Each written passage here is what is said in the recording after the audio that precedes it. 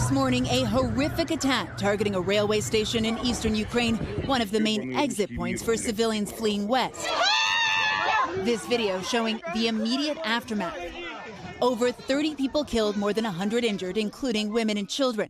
This comes as Ukrainians are bracing for the next wave of attacks in the east of the country, where Russian troops are preparing for what's expected to be a major military offensive in the coming days. Officials warning civilians there the window to evacuate is closing. And speaking at a meeting of NATO foreign ministers in Belgium, Secretary of State Blinken reiterating America's steadfast support. There's a greater determination than ever to stand with Ukraine, to shore up and revitalize the international order that Moscow is trying to upend, to bring to bear even greater costs on the Russian government, to ensure that people are held accountable for their crimes. Meanwhile, in the towns surrounding Kyiv, where Russian troops are completely gone for now, they've left evidence of atrocities. Here in Bucha, officials say a new mass grave discovered right here in the shadow of a church. And in Bordianka, officials say this morning they have no idea how many bodies are still buried under the rubble. Marina shows us around the city center there. She says after this apartment building was bombed, they could hear screams for days, people underneath urgently pleading for help.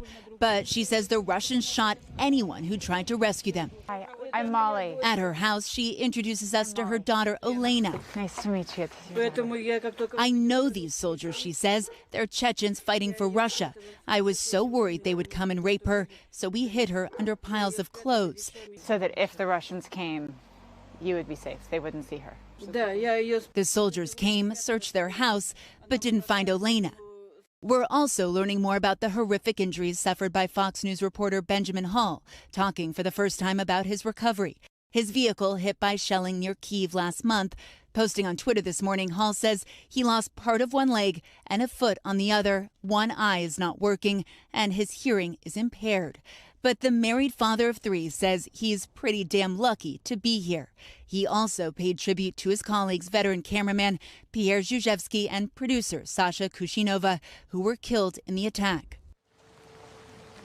Now going back to that attack on the train station, Russia denies hitting that train station. But guys, this was really a hub. This was the transit point for civilians who were fleeing the war in the east, the violence in the east, to make it safely to the west. We understand that thousands of women and children, thousands of civilians were sheltering there overnight.